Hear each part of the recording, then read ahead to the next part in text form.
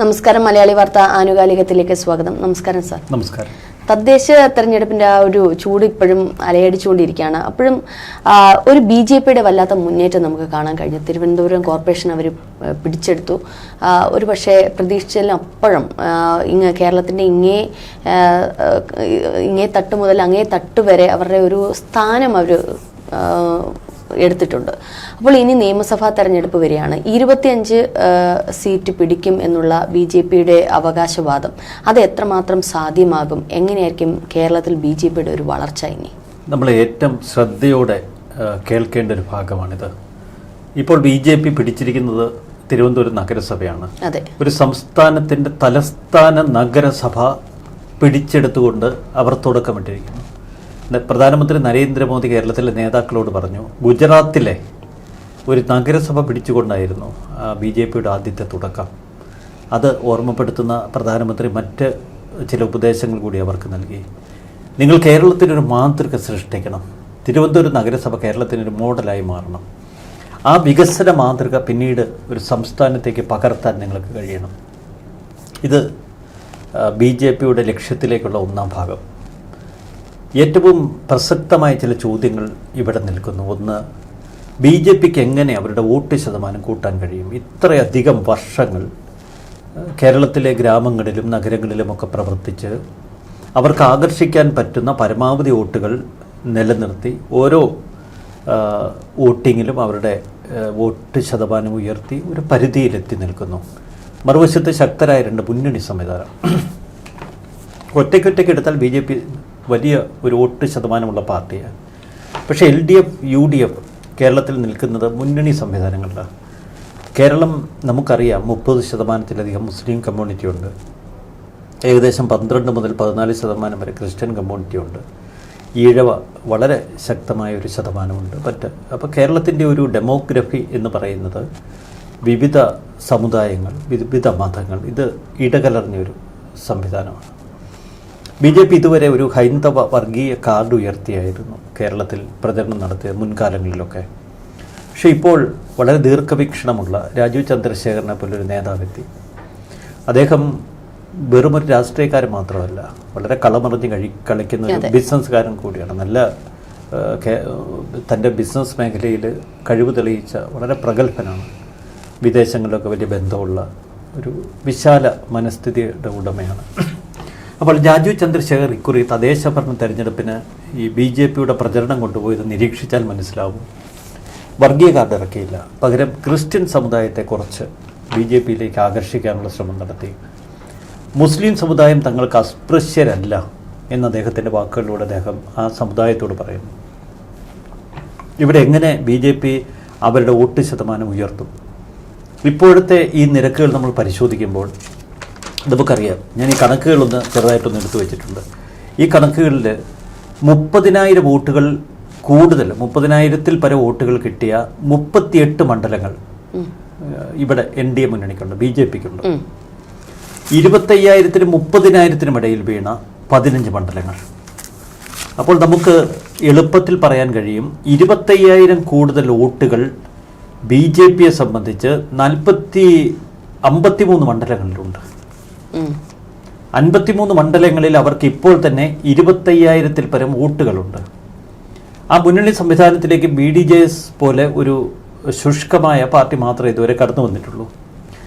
മറ്റ് സമുദായങ്ങളെ അവർക്ക് കാര്യമായി ആകർഷിക്കാൻ ഇതുവരെ കഴിഞ്ഞിട്ടില്ല. പലപ്പോഴും ക്രിസ്ത്യൻ സമുദായത്തിലെ ചില സംഘടനകളെയൊക്കെ ഒപ്പം നിർത്താൻ ശ്രമിച്ചിട്ടുണ്ട്. അവർക്കൊന്നൊരു മാസ് ബേസ് ഇല്ല.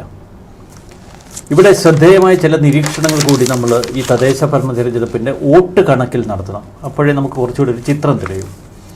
ഇക്കുറി ഒന്നാം സ്ഥാനത്തെത്തി 2 മണ്ഡലങ്ങൾ. ഒന്ന് വട്ടിയൂർക്കാവ്, തിരുവനന്തപുരത്തുള്ള 38,051 വോട്ട് BJP പിടിച്ചു.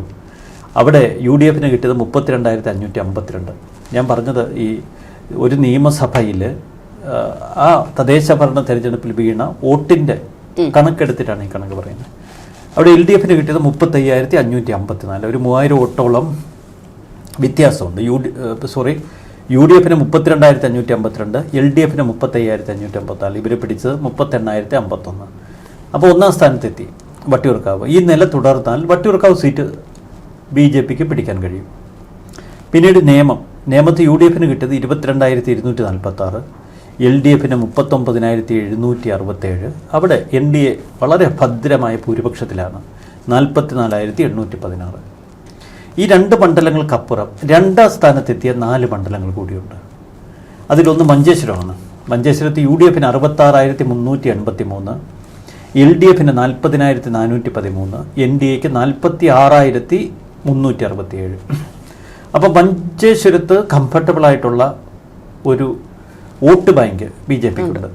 മറ്റൊന്ന് കാസർഗോഡ് UDF 71,149, LDF 35,815, NDA 44,746.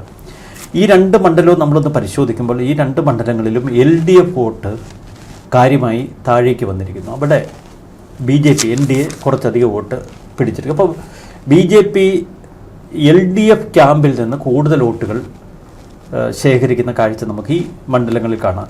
മറ്റു 2 മണ്ഡലം കഴക്കൂട്ടത്ത് UDF വളരെ താഴെ വന്നു. ഇനിയൊരു കഴക്കൂട്ടം മണ്ഡലം UDF തിരിച്ചു പിടിക്കാൻ കഴിയില്ല എന്ന് നമുക്ക് വിശ്വസിക്കാൻ നിർബന്ധിതരായി. കാരണം 29,908 വോട്ടേ UDF കിട്ടുള്ളൂ. അവിടെ LDF 41,981, അവിടെ NDAക്ക് കിട്ടിയിരിക്കുന്നത് 40,072. അപ്പോൾ വെറും ഒരു 1,900 വോട്ടിൻ്റെ വ്യത്യാസമുള്ളൂ കഴക്കൂട്ടം മണ്ഡലത്തിൽ. മറ്റൊന്ന് തിരുവനന്തപുരം അവിടെ 33,544 വോട്ടാണ് UDF, LDF 40,796, അവിടെ NDA 34,450. അപ്പോൾ തിരുവനന്തപുരം ജില്ലയിൽ നമുക്ക് BJP NDA മുന്നണിയുടെ ഒരു വ്യക്തമായ ആധിപത്യം കാണാൻ കഴിയും. ആധിപത്യം ഉദ്ദേശിക്കുന്ന ഇതുവരെയുള്ള തെരഞ്ഞെടുപ്പ് രീതികളുമായി നോക്കുമ്പോൾ ഇവിടെ നമ്മൾ മനസ്സിലാക്കേണ്ട മറ്റു ചിലത് കൂടിയുണ്ട്. BJP ഇക്കുറി 50,000 വോട്ട് പിടിച്ചിരിക്കുന്ന എലത്തൂർ, 50,817 വോട്ട് അവർ എലത്തൂരിൽ പിടിച്ചിട്ടുണ്ട്. അവിടെ UDF 72,000 വോട്ട് എന്ന് പറഞ്ഞാൽ 22,000 വോട്ടുകളുടെ വ്യത്യാസം മാത്രമേ എലത്തൂർ പോലൊരു സ്ഥലത്തുള്ളൂ. കോഴിക്കോട് ഇഞ്ചോടിഞ്ച് നിൽക്കുക, 43,600, 48,601, 33,831. Malampuzha 48,944 UDF, LDF 70,596, NDA 45,620. ഞാൻ നേരത്തെ പറഞ്ഞ കോഴിക്കോട് 43,600 UDF, എലത്തൂർ 72,908 UDF. അവിടെ എലത്തൂർ വാസ്തവത്തിൽ LDF മണ്ഡലം 78,036. ഇവിടെയൊക്കെ 50,000, 33,000, മലമ്പുഴയിൽ 45,000, ഇത്രയൊക്കെയാണ് NDA കുറി നേടിയത്.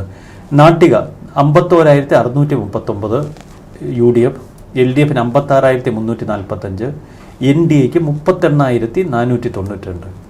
അപ്പോൾ ഈ കണക്കുകൾ നമുക്കൊരു കാര്യം വ്യക്തമാക്കി തരും. കേരളത്തിലെ പല നിയോജക മണ്ഡലങ്ങളിലും വളരെ ഭദ്രമായ ഒരു വോട്ട് ഷെയർ ഇതിനകം തന്നെ NDA ഉറപ്പിച്ചിരിക്കുന്നു. മറ്റൊന്ന് കാട്ടാക്കടയിൽ UDF കിട്ടിയത് 47,767, LDF 56,000. അതേസമയം NDA പിടിച്ചിരിക്കുന്ന 46,426. UDF ഒപ്പത്തിനൊപ്പത്തിൽ നിൽക്കുന്നു. ഇവിടെയാണ് നമ്മുടെ ഏറ്റവും ശ്രദ്ധേയമായത്. ഒരു ടീം BJP 25 സീറ്റുകൾ ലക്ഷ്യമിട്ട് 2026 നിയമസഭാ മത്സരത്തിനൊരുങ്ങുന്നു. ഇവിടെ BJPക്ക് അത് സാധ്യമാകണമെങ്കിൽ വെറുമൊരു ഓളം കൊണ്ട് മാത്രം കഴിയില്ല. അവരവരുടെ NDA മുന്നണി വികസിപ്പിക്കണം. 2026 അല്ലെങ്കിൽ 31 എത്തുമ്പോഴേക്കും NDA മുന്നണി കൂടുതൽ വിശാലമാകണം. ഇവിടെ BJP ഇപ്പോൾ ഉന്നമിടുന്നത് മറ്റ് ചില സാധ്യതകളാണ്. ഒന്ന്, മുഖ്യധാര രാഷ്ട്രീയ കക്ഷികൾ CPM, കോൺഗ്രസ്, അവിടെ നിന്ന് തലയെടുപ്പുള്ള നേതാക്കളെ പരമാവധി BJPയിലേക്ക് ആകർഷിക്കുക. ശശി തരൂരിനൊക്കെ അവർ ഉന്നമിട്ടിട്ടുണ്ട്. CPMലെ വളരെ മുതിർന്ന നേതാക്കളെ ഉന്നമിട്ടിട്ടുണ്ട്. പക്ഷെ മധ്യ തിരുവിതാംകൂർ ഇപ്പോൾ UDF പിടിമുറുക്കിയിട്ടുണ്ട്. മധ്യ തിരുവിതാംകൂറിൽ BJPക്ക് നമ്മൾ കരുതുന്നതിലും വലിയ ഒരു ശക്തിയുണ്ട്. ഇപ്പോൾ അതൊരു ക്രിസ്ത്യൻ സമുദായ അംഗങ്ങൾക്ക് കൂടുതലുള്ളൊരു പ്രദേശമാണ്. ഇവിടെയാണ് ഏറ്റവും ഒരു സ്ട്രാറ്റജിക് ഓപ്പറേഷന് BJP NDA ശ്രമിക്കാൻ പോകുന്നത്. കാരണം മധ്യ തിരുവിതാംകൂറിൽ ഇപ്പോഴും വേരോട്ടമുള്ള ഒരു രാഷ്ട്രീയ പ്രസ്ഥാനമാണ് കേരള കോൺഗ്രസ് എം. എന്തുകൊണ്ട് കേരള കോൺഗ്രസ് എമ്മിനെ LDFൽ നിന്ന് UDFിലേക്ക് അവർ അടർത്തിയെടുക്കാൻ ശ്രമിക്കുന്നു എന്നതിൻ്റെ ഗുട്ടൻസ് മനസ്സിലാക്കിയാലേ BJPയുടെ ഒരു ദീർഘവീക്ഷണം നമുക്ക് പിടികിട്ടൂ. പല മണ്ഡലങ്ങളിലും, ഇപ്പോൾ പാലാ പോലെയുള്ള മണ്ഡലങ്ങളിൽ കേരള കോൺഗ്രസിന് 25,000 ഫിക്സഡ് ഡെപ്പോസിറ്റ് വോട്ടുകളുണ്ട്. ഏറ്റുമാനൂരുണ്ട്. നമുക്ക് അത് കാഞ്ഞിരപ്പള്ളിയിൽ കാണാം, ചങ്ങനാശ്ശേരിയിൽ കാണാം, പിറവത്ത് കാണാം, പത്തനംതിട്ട ജില്ലയിലെ ചില നിയോജക മണ്ഡലങ്ങളിൽ കാണാം. അവിടെയൊക്കെ ഒരു ക്രിസ്ത്യൻ സമുദായത്തിൻ്റെ vote Kerala Congress M hold ചെയ്യുന്നുണ്ട്. ഈ കേരള കോൺഗ്രസ് എമ്മിനെ ഏതെങ്കിലും തലത്തിൽ അടർത്തിയെടുക്കാൻ BJP കഴിഞ്ഞാൽ എൻ്റെ വോട്ടിംഗ് പോരില്ല. പക്ഷേ BJP ക്രിസ്ത്യൻ സമുദായത്തെ വിശ്വാസത്തിലെടുക്കുന്നു എന്ന് അവർക്കൊരു തോന്നലുണ്ടാവുകയും മറ്റ് രണ്ട് മുന്നണികൾ ഇവിടെ ദുർബലമാകുന്നു എന്ന് ആ സമുദായത്തെ ധരിപ്പിക്കുകയും ചെയ്താൽ ഒരു പക്ഷേ കേരളത്തിൽ മറ്റൊരു അത്ഭുതം നടക്കും. നമ്മൾ ചില മണ്ഡലങ്ങളൊന്ന് ശ്രദ്ധിക്കണം. പാലാ പോലൊരു മണ്ഡലം, പാലായിൽ 53,313 വോട്ടാണ് UDFിനുള്ളത്, 54,831 വോട്ട് LDFിന്. ഈ 54,000 വോട്ടിൽ ഒരു 25,000 പരം വോട്ട് കേരള കോൺഗ്രസ് എമ്മിൻ്റെതാണ്. അവിടെ പക്ഷേ BJPക്ക് 21,113 വോട്ടുണ്ട്. അപ്പോൾ കേരള കോൺഗ്രസ് പോലൊരു രാഷ്ട്രീയ കക്ഷിയെ അടർത്തിയെടുക്കാൻ NDA മുന്നണിക്ക് കഴിഞ്ഞാൽ ഈ മധ്യ തിരുവിതാംകൂറിൽ വലിയ ചലനം ഉണ്ടാകും. മറ്റു ചില കടുത്തുരുത്തി 55,946 UDF, LDF 53,466, NDA 19,170, 20,000 കൂട്ടിക്കോ. കോട്ടയം 44,626 UDF, LDFിന് 40,424, NDAക്ക് അവിടെ 21,953 വോട്ടുകളുണ്ട്. ചങ്ങനാശ്ശേരി UDF 46,910, LDF 45,720, അവിടെ NDAക്ക് 19,094. കാഞ്ഞിരപ്പള്ളി, ഈ കാഞ്ഞിരപ്പള്ളിയൊക്കെ ശ്രദ്ധിക്കേണ്ടതുണ്ട്. കാരണം കാഞ്ഞിരപ്പള്ളി വലിയ കേരള കോൺഗ്രസ് വോട്ട് ബാങ്കുള്ള സ്ഥലമാണ്. 50,584 UDF, LDF 50,584 UDF, 56,667 LDF. LDFിന് നല്ല ഭൂരിപക്ഷം ഇപ്പോൾ ഉണ്ട്, കംഫർട്ടബിൾ. അത് കേരള കോൺഗ്രസ് എമ്മിൻ്റെ പ്രസൻസ് ആണ്. 26,694 വോട്ട് NDA മുന്നണിക്ക് BJPക്കുണ്ട് കാഞ്ഞിരപ്പള്ളിയിൽ. കാഞ്ഞിരപ്പള്ളി വലിയ BJP വേരോട്ടമുള്ള സ്ഥലം. പൂഞ്ഞാറ് 55,049 UDF, LDFിന് 50,728, NDAക്ക് 23,160. ചെങ്ങന്നൂർ നമ്മൾ ശ്രദ്ധിക്കേണ്ടതാണ്. കേരള കോൺഗ്രസ് എം പോലൊരു പാർട്ടിയെ NDAക്ക് കിട്ടിയാൽ ചെങ്ങന്നൂർ പോലുള്ള സ്ഥലങ്ങളിൽ അത്ഭുതം വരും. 46,312 അവിടെ UDFിന്, LDFിന് 48,138, BJP NDA മുന്നണിക്ക് 40,224. അപ്പോൾ വളരെ ചെറിയൊരു വ്യത്യാസം മാത്രമേ ഉള്ളൂ. അപ്പോൾ BJP ബുദ്ധിപരമായി ചിന്തിച്ചാൽ NDA മുന്നണി കേരള കോൺഗ്രസ് എം പോലെയുള്ള രാഷ്ട്രീയ പ്രസ്ഥാനങ്ങളെ ആകർഷിക്കാൻ അവർക്ക് കഴിയണം ഒരു വശത്ത്. മറുവശത്ത് കേരള കോൺഗ്രസ് എം പോലൊരു രാഷ്ട്രീയ പ്രസ്ഥാനത്തെ ആകർഷിക്കാൻ കഴിഞ്ഞാൽ, മധ്യ തിരുവിതാംകൂറിൽ ഒരു ചലനം സൃഷ്ടിക്കാൻ അവർക്ക് കഴിഞ്ഞാൽ, ചില മുന്നണി ബന്ധങ്ങൾ വീണ്ടും ഒന്ന് ഇളക്കി വാർക്കേണ്ടി വരും. LDF കാലാന്തരത്തിൽ മുസ്ലിം ലീഗിനെ അവരിലേക്ക് അടുപ്പിക്കാൻ ശ്രമിക്കും. കാരണം LDFിൻ്റെ നിലനിൽപ്പ് അത്തരം ചില ഫാക്ടേഴ്സിൽ അടിസ്ഥാനമാണ്. ഇവിടെ നമ്മൾ കാണുന്ന ഒരു മുന്നണി സംവിധാനം 2031 നിയമസഭാ തെരഞ്ഞെടുപ്പിൽ ഉണ്ടാകില്ല എന്ന് നമുക്ക് ഉറപ്പിക്കാം. 2026 തെരഞ്ഞെടുപ്പിൽ ആര് വിജയിച്ചാലും 2031 ആകുമ്പോഴേക്കും ഇവിടെയുള്ള മുന്നണി സംവിധാനങ്ങൾ മാറി പറയും. ഈ ഒരു ദീർഘവീക്ഷണത്തോടെയാണ് ഇപ്പോൾ NDA BJP പ്രവർത്തിച്ചു തുടങ്ങുന്നത്. പക്ഷെ അവരെ സംബന്ധിച്ച് ഈ വരുന്ന 2026 തെരഞ്ഞെടുപ്പിൽ അവർ ലക്ഷ്യമിടുന്ന 25 സീറ്റിൽ 10 സീറ്റിലെങ്കിലും വിജയിക്കാനുള്ള സാധ്യത നിലനിൽക്കുന്നു. വളരെ ഫോക്കസ്ഡായി, വളരെ ശക്തിയോടെ ഏറ്റവും പ്രഗത്ഭരായ സ്ഥാനാർത്ഥികളെ നിർത്തി മത്സരിച്ചാൽ അവർക്ക്, പണ്ട് നമ്മൾ കണ്ടതാണ് പാലക്കാട് മണ്ഡലത്തിൻ്റെയൊക്കെ ഒരു സാധ്യത നമ്മൾ കണ്ടതാണ്. അപ്പോൾ അത്തരം ചില സാധ്യതകൾ പൂർണ്ണമായി പ്രയോജനപ്പെടുത്താൻ കഴിയും. 30,000 വോട്ടിലധികം നേടിയ മണ്ഡലങ്ങൾ മഞ്ചേശ്വരം, കാസർഗോഡ്, എലത്തൂർ, കോഴിക്കോട് നോർത്ത്, കുന്നമംഗലം, പാലക്കാട്, മലമ്പുഴ, നെന്മാറ, ഷൊർണൂർ, ഒറ്റപ്പാലം, നാട്ടിക, മണലൂർ, വടക്കാഞ്ചേരി, ചേലക്കര, കൊടുങ്ങല്ലൂർ, ഇരിങ്ങാലക്കുട, പുതുക്കാട്, അരൂർ, മാവേലിക്കര, ചെങ്ങന്നൂർ, ആറന്മുള, അടൂർ, കരുനാഗപ്പള്ളി, കുന്നത്തൂർ, കൊട്ടാരക്കര, ചാത്തന്നൂർ, കുണ്ടറ, ആറ്റിങ്ങൽ, ചെറിയൻകീഴ്, നെടുമങ്ങാട്, കഴക്കൂട്ടം, വട്ടിയൂർക്കാവ്, തിരുവനന്തപുരം, നേമം, അരുവിക്കര, പാറശാല, കാട്ടാക്കട, കോവളം. അത് തിരുവനന്തപുരം ജില്ലയിൽ അവർ വലിയ മുന്നേറ്റം തന്നെ സൃഷ്ടിച്ചിരിക്കുന്നത്. പിന്നെ ശ്രദ്ധിക്കേണ്ടത് പത്തനംതിട്ട ജില്ലയിലാണ്. പത്തനംതിട്ട ജില്ലയിൽ LDF വളരെ പിന്നോട്ട് മാറി. അവിടെ UDF മേൽക്കോയ്മ വരുമ്പോൾ തൊട്ടടുത്ത് BJP NDA മുന്നണിയുണ്ട്. അപ്പോൾ കേരളത്തിൻ്റെ പൊതുചിത്രം നമ്മൾ ഇതുപോലെ പരിശോധിക്കുമ്പോൾ ഒരു കാര്യം ഉറപ്പിക്കാം, BJP NDA മുന്നണിക്കുള്ള ആ വോട്ട് ശതമാനം അതത്ര നിസ്സാരമായി കാണാൻ നമുക്ക് കഴിയില്ല. മുന്നണി സംവിധാനം ഒന്ന് ഉടച്ചു വാർത്താൽ അവർക്ക് പെട്ടെന്നൊരു വിജയ ഫോർമുലയിലേക്ക് എത്താം. അവിടെ ചെയ്യേണ്ടത് LDFിൻ്റെ മുന്നണി സംവിധാനം ഒന്ന് പൊളിക്കാൻ കഴിയണം, UDFിൻ്റെ മുന്നണി സംവിധാനം ഒന്ന് പൊളിക്കാൻ കഴിയണം. അതിൽ വോട്ട് ബാങ്കുള്ള കേരള കോൺഗ്രസ് എം പോലൊരു ഒരു രാഷ്ട്രീയ കക്ഷി അവർക്കൊപ്പം ചേർക്കാൻ കഴിഞ്ഞാൽ അതൊരു രാഷ്ട്രീയ വിജയമാണ്. കാരണം ഒരു കമ്മ്യൂണിറ്റി ബേസ് ഉണ്ട് അതിൽ. പിന്നീട് ആദ്യഘട്ടത്തിൽ അവർ മുസ്ലിം കമ്മ്യൂണിറ്റികളെ ഉൾക്കൊള്ളാൻ ശ്രമിക്കത്തില്ല, കാരണം ഇപ്പോഴത്തെ ഒരു ട്രെൻഡ് അങ്ങനെ ആയതുകൊണ്ട്. പക്ഷെ കാലാന്തരത്തിൽ അത്തരം ചില സാധ്യതകൾ കൂടി തെളിഞ്ഞു വരാം. അതാണ് ഇതിൻ്റെ ഒരു അടിസ്ഥാനപരമായ നമുക്ക് നിരീക്ഷിക്കാൻ പറ്റുന്നത്. പക്ഷേ ഇന്ന് നമുക്കറിയാം മാണി ഗ്രൂപ്പിനെ UDFിലേക്ക് പിടിക്കാൻ പല തരത്തിലും ശ്രമിക്കുന്നില്ല എന്നൊരു വിഭാഗം പറയുന്നുണ്ടെങ്കിലും ശ്രമിക്കുകയും ചെയ്യുന്നുണ്ട്. പക്ഷേ മാണി LDFിനെ വിട്ടു പോകില്ല എന്നുള്ള തീരുമാനത്തിൽ നിൽക്കുന്നു. അപ്പോൾ അത്തരത്തിൽ നമുക്കറിയാം മാണി ഗ്രൂപ്പിൽ തന്നെ ഒരു പക്ഷേ അതൃപ്തി ഉള്ളവരുണ്ട്. കാരണം ജോസ് കെ മാണിയുടെ ചില കാര്യങ്ങൾ LDFുമായിട്ടുള്ള ചില കാര്യങ്ങളിൽ അതൃപ്തി ഉള്ളവർ നിലവിലുണ്ട്. ഇപ്പോൾ ഈ തദ്ദേശ തെരഞ്ഞെടുപ്പിൽ ഫലം വന്നതിന് ശേഷം അതിനകത്ത് ചില കോളിളക്കങ്ങൾ സംഭവിച്ചിട്ടുണ്ട്. പക്ഷേ ഒരിക്കലും ഒരു കോൺഗ്രസ് അധിഷ്ഠിതമായിട്ടുള്ളൊരു പാർട്ടി എന്ന് തന്നെ നമുക്ക് കോൺഗ്രസ് ഘടകകക്ഷി എന്ന് തന്നെ നമുക്ക് പറയേണ്ടിയിരിക്കും. പക്ഷെ അത് BJP ആയിട്ട് ചേരുമ്പോൾ ഒരു പക്ഷെ വലിയൊരു അത്ഭുതം തന്നെ സൃഷ്ടിക്കും. അല്ല, അത്ര എളുപ്പമല്ല. കാരണം ജയിച്ചു വരാൻ നമുക്കറിയാം. പക്ഷെ അത് ജോസ് കെ മാണി തീരുമാനിച്ചതുകൊണ്ടോ അതിലെ 10 പേരെടുത്ത് തീരുമാനിച്ചതുകൊണ്ടോ നടക്കുന്ന ഒരു കാര്യമല്ല. കാരണം അതിൽ ഇതിന്റെ അകത്ത് ചില പ്രാക്ടിക്കൽ വോട്ടുകളാണ് കൂടുതൽ. ഡിഫിക്കൽട്ടീസ് എന്ന് പറയുന്നത് ഇപ്പൊ റോഷി അഗസ്റ്റിനെ പോലുള്ളവർ മത്സരിക്കുന്ന ഇടുക്കി ഈ ആദ്യത്തെ 25,000 വോട്ട് കിട്ടിയ മണ്ഡലത്തിൽ പോലും BJPക്ക് ഇല്ല. അപ്പൊ ചില നേതാക്കൾ ഒരുപക്ഷെ ഇത്തരം നീക്കങ്ങൾ നടന്നാൽ നഷ്ടപ്പെട്ടേക്കാം. കാരണം അവരുടെ ഒരു വിജയസാധ്യത നോക്കിപ്പോകുമ്പോൾ. പക്ഷെ അടിസ്ഥാനപരമായി ഇത് കേരളത്തിൽ വലിയൊരു കോളിളക്കം സൃഷ്ടിക്കും. ഇത് മുന്നിൽ കണ്ടാണ് UDF ഇപ്പോൾ തന്നെ കേരള കോൺഗ്രസ് എമ്മിനെ അവർക്കൊപ്പം നിർത്തി അവരുടെ മുന്നണി ഭദ്രമാക്കാനുള്ള ശ്രമം തുടരുന്നത്.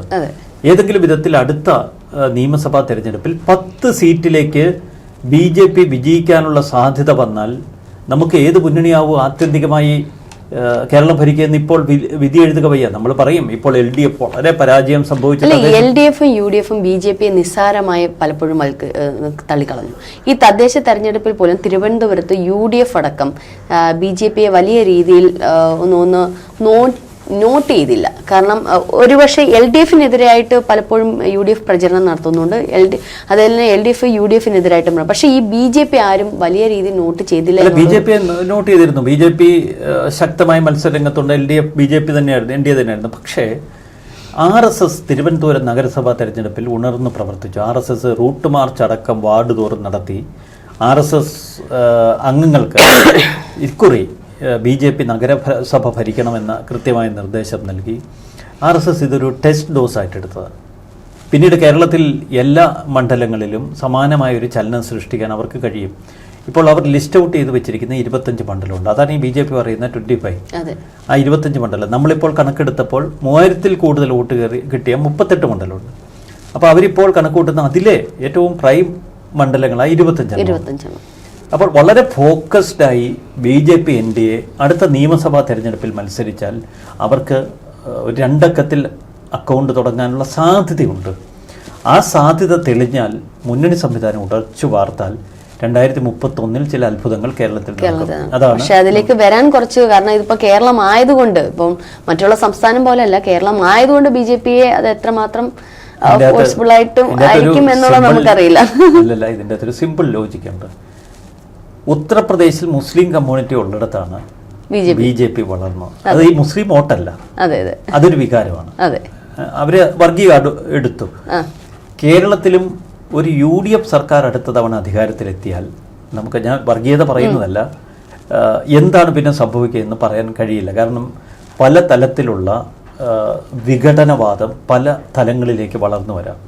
അതൊക്കെ രാഷ്ട്രീയ മുതലെടുപ്പിന് ഉള്ള പ്രചരണ ആയുധമാകും. ഇപ്പോൾ മുസ്ലിം ലീഗിൻ്റെ ഒരു അപ്രമാദിത്യം, ഞാനൊരു ഉദാഹരണം പറഞ്ഞാണ്, UDF മന്ത്രിസഭയിൽ. അപ്പോൾ അത് വലിയ ചർച്ചയാവുന്നു. കേരളത്തിൽ ചില വിഭാഗങ്ങളെ അത് ഉപയോഗിച്ച് തിരിക്കാൻ കഴിയുന്നു. ഇതൊക്കെ മറ്റ് സംസ്ഥാനങ്ങളിൽ പയറ്റിയ നമ്പറാണ്. ഉത്തർപ്രദേശ് അടക്കമുള്ള സംസ്ഥാനങ്ങളിൽ പയറ്റിയ നമ്പറാണ്. അപ്പോൾ കേരളത്തിൽ ഇത്തരം ചില സാധ്യതകൾ, രാഷ്ട്രീയ സാധ്യതകൾ നിലനിൽക്കുന്നു. UDF വന്നാലും പിന്നീട് LDFിലേക്ക് തിരിച്ചു പോകാനുള്ള സാധ്യത കുറവാണ്. പക്ഷേ BJPക്ക് അവിടെ സ്പേസ് ഉണ്ട്. പക്ഷെ ഇന്ന് തദ്ദേശ തെരഞ്ഞെടുപ്പിന് ഞാൻ പറയുന്ന ഒരു പ്രായോഗിക തീർച്ചയായിട്ടും ആ ഒരു ഫലം വന്നപ്പോൾ പല മാധ്യമങ്ങളിലൂടെ ഞാൻ കണ്ടത്, പ്രത്യേകിച്ച് റിപ്പോർട്ടർ ചാനലൊക്കെ, തിരുവനന്തപുരം കോർപ്പറേഷനിൽ അവസാന ഘട്ടത്തിലാണ് 50 എന്ന് പറയുന്ന ആ ഒരു നമ്പറിലേക്ക് BJP വന്നെത്തിയത്. അപ്പൊ അതിന് തൊട്ട് മുമ്പേ ഇനി ഒരെണ്ണം ഉണ്ട്, അല്ലെങ്കിൽ സ്വതന്ത്രനെ ഏറ്റെടുക്കേണ്ടി വരും, സ്വതന്ത്രൻ ഇത്തരത്തിൽ ചായുമോ, ഇന്ത്യ സഖ്യം എന്നൊരു പേര് കേരളത്തിലേക്ക് വന്നു ഈ ഒരു തദ്ദേശ തെരഞ്ഞെടുപ്പിൽ കൂടുതലായിട്ട് പലയിടങ്ങളിലായിട്ട് ഇന്ത്യ സഖ്യം ചേരേണ്ടതായിട്ട് വരും എന്നുള്ളത്. അങ്ങനെയാണെങ്കിൽ ഒരു പക്ഷേ ഈ പറയുന്ന കാലക്രമേണ വരുമ്പോൾ LDF UDF ഒന്നാകേണ്ടി വരും. കാരണം ഇത്തരത്തിലുള്ള ഒരു പോക്കാണെങ്കിൽ, കാരണം ഇനിയും ശ്രദ്ധിച്ചില്ല എന്നുണ്ടെങ്കിൽ ഒരു പക്ഷേ UDF ആണെങ്കിൽ LDF ആണെങ്കിൽ അവർ അവരുടെ സ്ഥാനത്ത് നിന്നില്ല എന്നുണ്ടെങ്കിൽ ഒരു പക്ഷേ ഒരു സഖ്യ കൂട്ടുകക്ഷിയിലേക്ക് തന്നെ പോകേണ്ടി വരും എന്നുള്ളതല്ലേ. ഇതാണ് സാധ്യതകൾ. പക്ഷെ ഒരു ഇന്ത്യ സഖ്യം കേരളത്തിൽ വിജയിക്കാനുള്ള സാധ്യതകൾ വളരെ കുറവാണ്. കാരണം ഒന്ന് മോരും മുതിര പോലെ നിൽക്കുക. പതിറ്റാണ്ടുകൾ രണ്ടു കൂട്ടരും തമ്മിൽ നഖശികാന്തം എതിർത്ത് അവർക്ക് രണ്ടു കൂട്ടർക്കും കൂടെ ഒരുമിച്ചാലുള്ള സ്പേസ് ഇവിടെ കിട്ടത്തില്ല. അവിടെ ഒരു കൂട്ടം നേതാക്കൾ നേരെ NDA മുന്നണിയിലേക്ക് കയറും. പിന്നീട് NDA മുന്നണിയും ഇന്ത്യ സഖ്യവും തമ്മിലുള്ള മത്സരം നടന്നേക്കാം. ആര് ജയിക്കുമെന്നൊക്കെ കാലം നിശ്ചയിക്കട്ടെ. പക്ഷേ സാധ്യതകൾ ഇതാണ്. ഇന്ത്യ ഭരിക്കുന്ന ഒരു പാർട്ടിക്ക് എന്തുകൊണ്ട് കേരളം ഭരിച്ചുകൂടാ എന്ന ചോദ്യം കൂടുതൽ ശക്തമായി ഇനിയുള്ള കാലങ്ങളിൽ ഉയർന്നു കേൾക്കും. ഈ ചുവരെഴുത്ത് വായിക്കാതെ പോയാൽ LDFന് നിലനിൽപ്പുണ്ടാവില്ല. CPM അന്ത്യശ്വാസം വലിക്കുന്ന കാഴ്ച നമ്മൾ കണ്ടു. UDFനെ സംബന്ധിച്ചും ഇതൊരു പരീക്ഷണ കാലഘട്ടമാണ്. അല്ല, അത് തീർച്ചയായിട്ടും ഈ ഒരു തെരഞ്ഞെടുപ്പോട് കൂടി UDFനും LDFനും അത് ബോധ്യപ്പെട്ടു. അതുകൊണ്ട് തന്നെയാണല്ലോ ഘടകകക്ഷികളെ ചേർത്ത് പിടിക്കണം എന്നുള്ള ഒരു രീതിയിലേക്ക് വരുന്നത്. അപ്പൊ എന്തായാലും ഈ പറഞ്ഞതുപോലെ BJPയുടെ ഒരു മുന്നേറ്റം നമുക്കത് മാറ്റി നിർത്താൻ പറ്റില്ല, അത് ഉൾക്കൊണ്ടേ പറ്റത്തുള്ളൂ. കാരണം അത് ഒരു ക്രിസ്ത്യൻ വോട്ടിലേക്കാണ്. തൃശ്ശൂരിന്റെയൊക്കെ ഇത് നമ്മൾ കണ്ടതാണ്. ക്രിസ്ത്യൻ വോട്ടിലേക്കാണെങ്കിൽ അവരുടെ ഒരു കടന്നുകയറ്റം അത് അസാധ്യമാണ്. ഈ രാജീവ് ചന്ദ്രശേഖർ വന്നപ്പോൾ മലയാളം പോലും സംസാരിക്കാൻ അറിയില്ല എന്ന് പറഞ്ഞവരുടെ മുന്നിലേക്ക് ഇന്ന് തിരുവനന്തപുരം തലസ്ഥാനത്ത് താമര വിരിച്ചത്. അത് അദ്ദേഹത്തിന്റെ ഒരു കോർപ്പറേറ്റ് ബുദ്ധി തന്നെ എന്ന് തന്നെ അശേഷം പറയേണ്ടിയിരിക്കുന്നത്. ഏതായാലും ഇനി വരുന്ന നിയമസഭാ തെരഞ്ഞെടുപ്പിൽ 25 എന്നുള്ളത് നിലനിർത്തുമോ അല്ലെ അതിൽ താഴേക്ക് പോകുമോ എന്നുള്ളത് കാത്തിരുന്ന് കാണും. നോക്കാം. നന്ദി, നമസ്കാരം.